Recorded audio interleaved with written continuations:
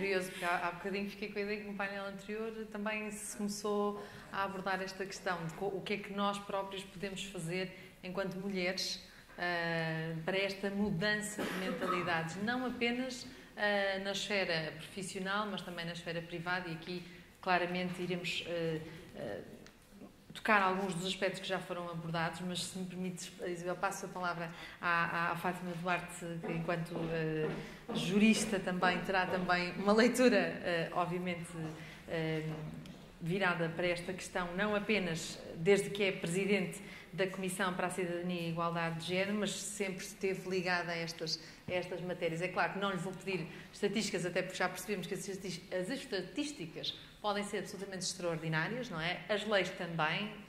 Daqui a pouco vamos falar sobre a questão de violências e, à partida, muito avançou, muito foi alterado, muito foi conquistado. Mas agora, voltando um pouquinho atrás, não sei se... Estamos a ouvir, obrigada. E tendo, enfim, pegando logo na uma das primeiras deixas que foi aqui feita, que tem a ver com a questão dos estereótipos, exatamente quando comecei a pensar no que poderia ser falado aqui, enfim, ou o que é que me sugeria mais de imediato, digamos, a ligação entre estes três temas, mulher, mudança e mentalidades, na perspectiva da Comissão para a Igualdade. Para a Comissão para a Cidadania e Igualdade de Género, agora ainda me ia reportar à sua anterior encarnação de Comissão para a Igualdade e Direitos das Mulheres, sim, exatamente. que foi a sua anterior encarnação, e muitos aqui se lembrarão, naturalmente. Exatamente, a Sidney. E alguns, se calhar, ainda se lembrarão também da Comissão da Condição Feminina, porque em 75 foi assim que ela nasceu. Mas estava a dizer que a questão e aquela que me saltou assim, imediatamente à cabeça foi a questão dos estereótipos, exatamente dos estereótipos de género, que levam efetivamente a que até, digamos, implicitamente e sem qualquer intenção malévola, qualquer uma de nós, toda a gente, acaba por incorporar esses estereótipos de género, porque a sociedade em si é construída nessa base, sob esse ponto de vista, e, portanto, sem intenção malévola, portanto, nós partimos do princípio que há intenções malévolas em tudo. Não é? É exatamente, e essa é a questão pior. É porque exatamente não há uma questão malévola contra a qual a lei possa impor-se, possa atuar, possa afirmar-se, que, de certo modo, essa organização social de género, essa organização social estereotipada, se mantém. E, portanto, aceitamos como naturais, então, que se tivesse aparecido lá os tais homens mais, ou se tivessem escolhido, de certo modo, de forma implícita, porque se ouviam os sapatos das senhoras e não os dos homens lá na orquestra em Nova Iorque, ou outros exemplos que, se calhar, se poderiam encontrar por aí. Portanto, e essa percepção a Comissão teve desde quase sempre, ou praticamente desde sempre, desde o seu início. E essa tem sido uma das áreas em que se tem atuado muito, com a luta contra os estereótipos. Enfim, quer no que diz respeito à sua obra editorial, quer no que diz respeito às suas atividades. E eu permitia-me aqui falar exatamente de umas mais recentes e que provavelmente poderão, enfim, quando atuarem em pleno, esperemos que realmente seja depressa, como dizia a Dra. Maria do Céu, seja depressa e bem, poderão ter influência a nível da nossa educação de raiz. E que são os guiões de Educação, Cidadania e Igualdade, que abrangerão, em princípio, durante ainda este ano, todos os graus de ensino, do ensino básico ao ensino secundário, portanto, está-se a preparar o guião para o ensino secundário, portanto, todo o ensino pré-universitário, por assim dizer, e em que, efetivamente, se pretende que em todas as áreas do ensino, portanto, desde o pré-escolar até ao 12º, portanto, antes da universidade, todas as disciplinas que são dadas possam ter a perspectiva de género. Ou seja, a que levem a que todas as áreas, e até, por exemplo, têm sido feitos alguns trabalhos interessantes, ou tem havido alguns resultados interessantes em matemática, tem havido professores de matemática que têm utilizado os guiões para darem a perspectiva de género, mesmo em matemática, que nos parece que só 1 e 1 são sempre 2, salvo erro na base 10, e por aí adiante. mas tem havido efetivamente trabalhos interessantes, tem-se trabalhado com agrupamentos escolares. Deixe-me já agora remeter para a conversa do painel anterior, não é? Vão depois vão verter nos manuais, nos exercícios ou... São maneiras, os guiões são dirigidos basicamente aos docentes. Para que estes e estas, enfim, para que a classe docente, quando leciona as disciplinas que lhes cabem, efetivamente dê a perspectiva de género. Não cair de novo nos estereótipos. Sim, exatamente. Ou seja, para que a nossa construção, toda a gente, e essa construção tem de se fazer aonde? Tem de se fazer no ensino, tem de se fazer na educação, porque é aí que todos e todas as pessoas são moldadas. Não só, e agora também já vou falar ali na comunicação social.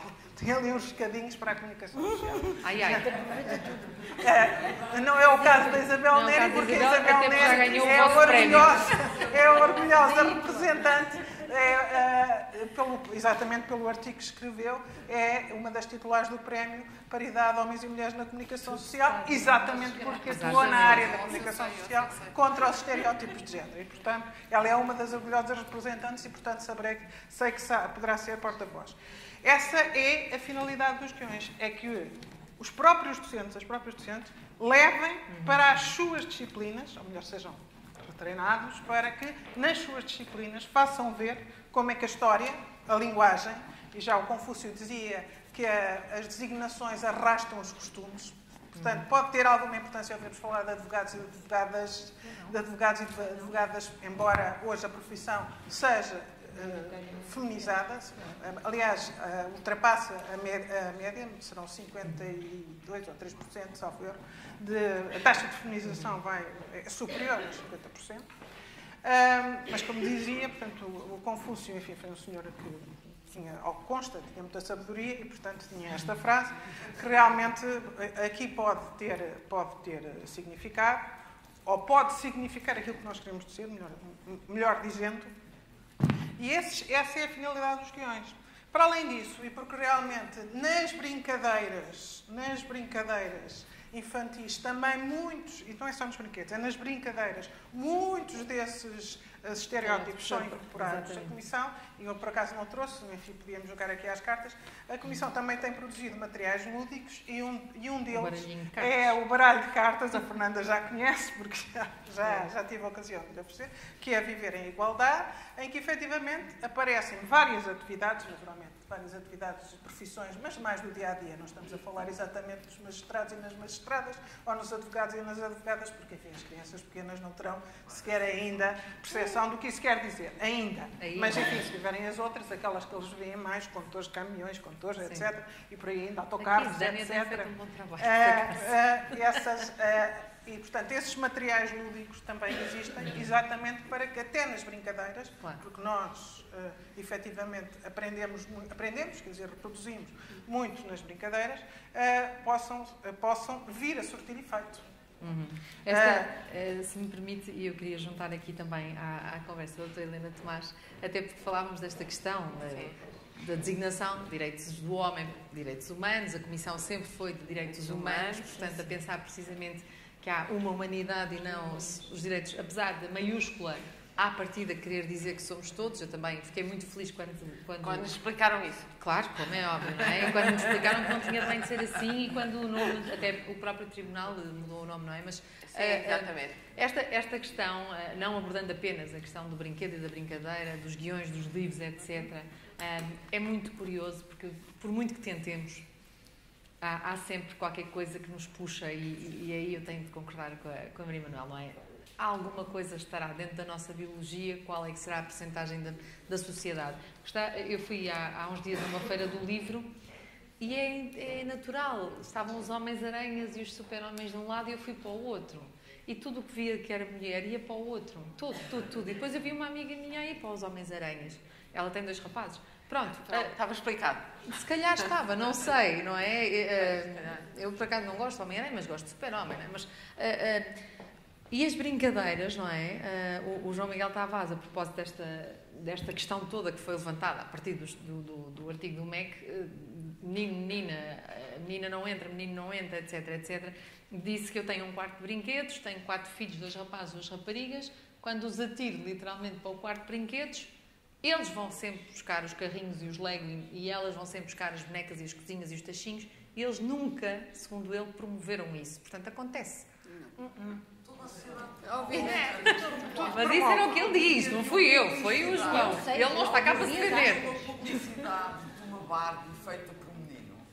E, portanto, desde que nasce, tudo aquilo que é bebido, toda a informação que é consumida, se calhar é a seguir. Que tipo de brinquedos é que é suposto. Pois é, como a história dos Baby Grows, não é? E repare, e quando não gostam desses brinquedos, são discriminados. Claro, exatamente. E as crianças são crianças inteligentes. Vamos acreditar que há esperança, porque a Barbie já tem ancas, graças a Deus, e já tem uma cadeira de rodas, e a Lego também já tem uma cadeira de rodas. Portanto, vamos acreditar que isto vai o tal normalizando, não é? Mas não é fácil, como dizia muito bem. Eu lembro que há 2 semanas um dos meus sobrinhos, rapazes com 4 anos, chegou com uma boneca ao colo e a sala parou. Não, é claro que para nós metade normalizou e que foram buscar outras coisas e brincamos todos com a boneca, mas foi para a outra metade da sala foi um bocado escandaloso. Tipo, então o Vasco está com uma boneca. Mas ainda assim, para toda a sala houve um momento em que pararam. Há um segundo de que é isto, não é? Quer dizer alguma coisa? Quer. Eu, Quer dizer que temos muito trabalho. Temos Helena. muito trabalho. Eu recolhi uma frasezinha simples da Natália Correia que diz assim: dão-nos a honra de ser manequim para dar corda à nossa ausência. Sim, sem pecado e sem inocência. Exatamente. Ora, de facto, nós criamos os ditos estereótipos e vamos buscar as Barbies com determinados formatos e, portanto, aquele é o nosso manequim, aquilo que nós queremos seguir. E para ir buscar alguma coisa que também já no painel anterior aqui foi falada, se nós pensarmos nos distúrbios alimentares e na preocupação com o seguir determinados estereótipos para que todos gostem mais de nós, não obstante sermos mulheres, esses problemas dos distúrbios alimentares são sempre muito mais nas meninas e nas mulheres do que nos meninos. Isto também quer dizer alguma coisa. Porque, de facto, sobre nós vem todo esse peso também dessa aceitação social, desde logo naquilo que devia honrar-nos por ser a nossa diferença. Para mim, ser feminista ou defender o direito das mulheres é defender as nossas oportunidades para sermos iguais. Acho que é isso que é o essencial. Em termos de direitos humanos, nós temos que ter todos as mesmas oportunidades para sermos iguais. De facto, eu quero aqui aproveitar para fazer um parênteses e fazer já aqui uma confissão livre e sem reservas, é que não sei usar uma máquina de costura. O Pedro ensina. Mas o senhor sabe. O senhor sabe. Pronto. Portanto, o marido da doutora Fernanda também. Portanto, nós duas não, portanto, já fiquei muito feliz. Afinal, isto é tudo um bocadinho construído. Mas já agora que vamos transformar isto no nosso desempenho profissional, nós temos uma obrigação social muito importante de formatação de consciências, desde logo ao nível do exercício da paternidade. Da parentalidade, exatamente. Porque, efetivamente, quando nós patrocinamos um pai ou uma mãe, nós quase invariavelmente percebemos que a mãe não quer responsabilizar o pai, a não ser da perspectiva de fazer pagar aquilo que a criancinha precisa para se alimentar e para ir à escola. Estamos a falar numa questão judicial já. Estamos a falar numa questão judicial, porque aí formatam-se também maneiras de ver as coisas e desconstroem-se estereótipos. Porque se eu tiver uma mãe que me diz o pai não pode ver o filho mais do que sábado até ao final do dia de domingo, no máximo entregam na escola na segunda-feira, portanto, o meu desejo seja transformar aquele pai num pai de férias, feriados e bolos. Claro. não é? Eu não quero responsabilizá-lo, porque acho que só eu é que faço bem. E nós temos a obrigação de tentar desconstruir isto. E de tentar aproximar patamares de igualdade em homenagem aos direitos fundamentais da criança, desde logo. Claro. Mas também, e se fizermos isto tudo em várias dimensões, provavelmente todos os dias alguma coisa há de mudar. Porque as mentalidades são nossas. Os homens que fazem as leis têm as mesmas mentalidades que nós. Têm o mesmo patamar de construção social, de evolução, os mesmos estereótipos, os mesmos caminhos percorridos. Não são pessoas necessariamente diferentes de nós.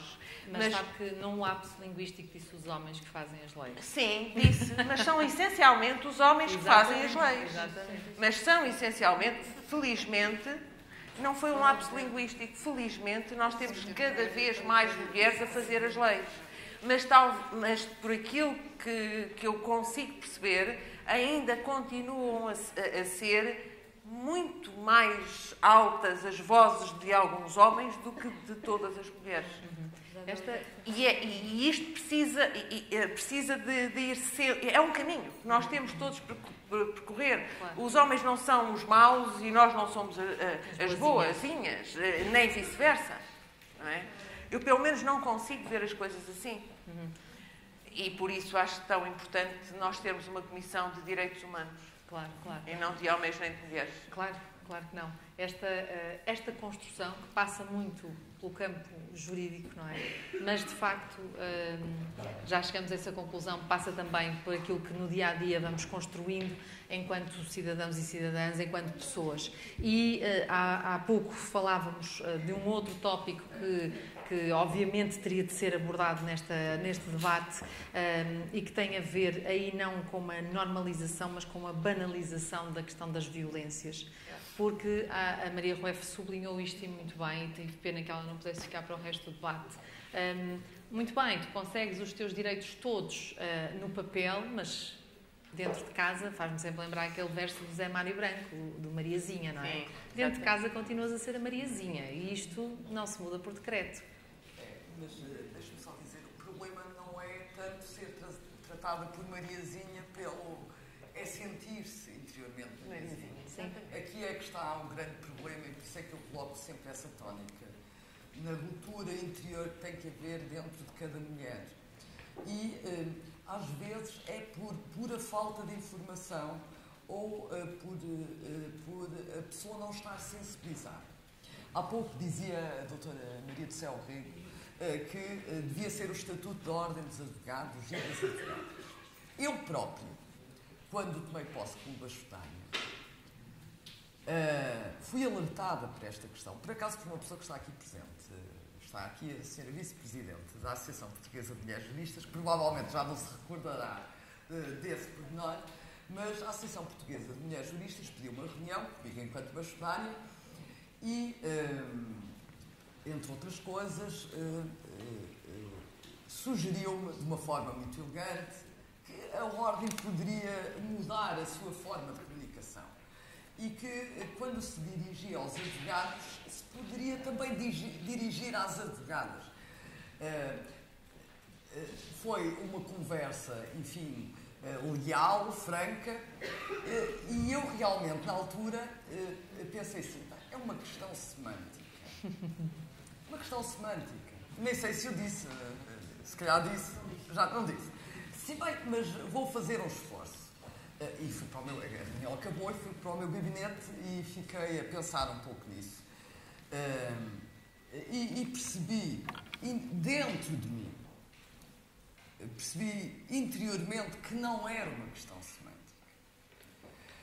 E percebi a responsabilidade que eu tinha como bastonária de promover essa mudança. Mas também não deixa de ser verdade que só a promovi porque houve alguém que me sensibilizou para isto que muitos consideram ser um pormenor. E hoje, na Ordem dos Advogados,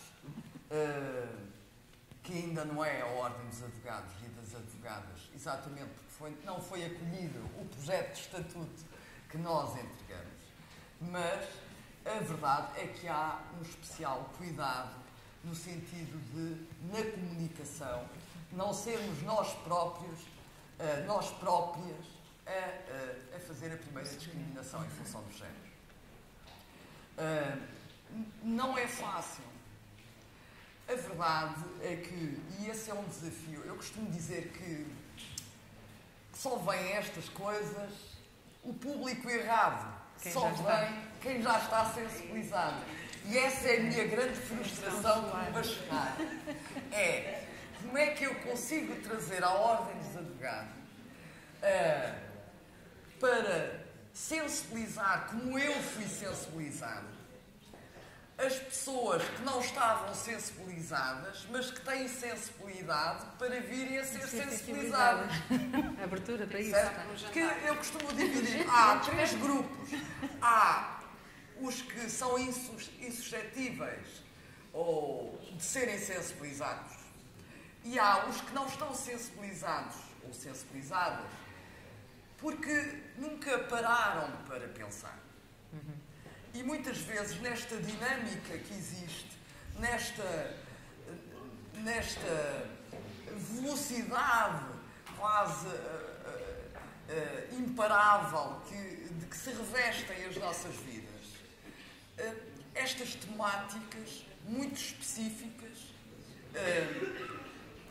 podem não ser abordadas.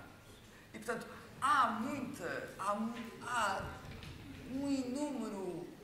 inúmeras pessoas, mulheres e homens, que apenas não estão sensibilizados porque ninguém os sensibilizou. Exato. E esse é o grande desafio que eu sinto aqui na Ordem dos Advogados. É a Ordem poder chegar a essas pessoas que têm vontade, que têm abertura de espírito para partilharem preocupações que têm a ver com a dignidade humana, mas que nunca foram sensibilizadas. Temo que, mais uma vez, aqui nesta sala, esteja um conjunto de homens e mulheres já muito sensibilizadas e, portanto, vamos continuar a insistir, vamos continuar a celebrar o Dia Internacional das Mulheres, vamos continuar a apostar na qualificação da advocacia dos advogados e das advogadas, porque, tal como foi dito aqui, a educação nunca tem termo, é uma das coisas boas. Nós nunca estamos completamente formados. E este exemplo, que foi um testemunho pessoal que eu dei para um alerta que me foi dado em relação à comunicação da Ordem, denota isso mesmo. Eu nunca tinha sido sensibilizada para a questão, vislumbrei a importância. E se isso se faz nas escolas, e antes das escolas, esse guião tem que passar pelas nossas mãos. Porque quando vão para as escolas, a verdade é que os meninos e as meninas já têm a educação que levam de casa. E para a educação familiar. Muito bem. É muito importante. Porque eu própria tenho uma filha, já tem 20 anos, e, portanto, não está... está muito sensibilizada para esta matéria. E ela própria, aqui ou ali, me chama a atenção para as discriminações que eu própria faço. E fico envergonhada. São discriminações que eu faço sem ter sequer consciência de que estou a ser discriminadora. Exato. E é isto que nos deve desafiar a todos. Como é que nós podemos exigir aos outros que não discriminem Se nós próprios, ainda que de forma inconsciente, aqui ou ali, ainda escorregamos, digamos que, na discriminação. E, portanto, para não o fazermos, temos que ter uma formação muitíssimo sólida. Muitíssimo sólida. Só uma formação absolutamente sólida, como eu reconheço a algumas pessoas, até algumas pessoas do meu Conselho Geral, é que permite que em todos os momentos da nossa existência, em casa, na escola, no trabalho, na vida na componente mais lúdica da vida, não tenhamos qualquer comportamento discriminatório. Porque, tal como eu disse há pouco, eu acho que todas as discriminações têm que provocar uma dor de alma a um advogado ou a uma advogada, claro, que está no nosso ADN. Aliás, foi o seu discurso do Dia dos Direitos Humanos, agora, sublinhou aquela isso. que é feita em função do género é realmente incompreensível. Como é que nós, no século XXI, como é que nós, homens e mulheres do século XXI, da era das informáticas, como é que nós estamos aqui a discutir isto? Como é que é possível ainda terem que existir normas a imporem a igualdade? Porque é que não há uma adesão intuitiva? Isso tem naturalmente a ver com tradições, com cultura, com educação, e é essa ruptura que todos nós temos que fazer. Em relação à sua pergunta, em relação à violência doméstica, é um flagelo. Eu não vou falar dos homicídios todos a que temos assistido, do facto de ter aumentado em mais de 50% as queixas. Também denota que as pessoas estão mais informadas. Mais atentas, claro. Também ser, sob o ponto de vista intelectual, honestos. A violência doméstica não existe só agora, não é uma realidade que apareceu agora. Hoje, felizmente, há, por força de campanhas que se têm realizado, da intervenção de associações cívicas, de associações que têm um especial enfoque nesta triste realidade. Há uma maior consciência da proteção de que a vítima se pode socorrer. Agora, num Estado de Direito Democrático, que tem esta Constituição realmente há 40 anos, é confrangedor, pelo menos, que ainda se consinta que este flagelo seja tolerado socialmente, que seja transversal na sociedade, que é uma coisa engraçada. Não são só as famílias pobres. Não é só o desgraçado que chega bêbado a casa depois de ter estado a trabalhar nas obras que bate na mulher. Mais desgraçado é ele, não é? É transversal na sociedade, em todos os meios, em todos os estratos sociais há violência doméstica e, portanto, a nós cumpre-nos naturalmente acabar com um flagelo que atenta contra o grau civilizacional que já deveríamos ter atingido. E se há entidade que de facto tem lidado com estas questões, e há 25 anos pelo menos, é a APAV. Eu vou passar a palavra à doutora Helena Sampaio, enquanto representante da Associação Portuguesa de Apoio à Vítima, que também aqui está presente aqui neste debate. Muito obrigada, Helena, por estar aqui connosco.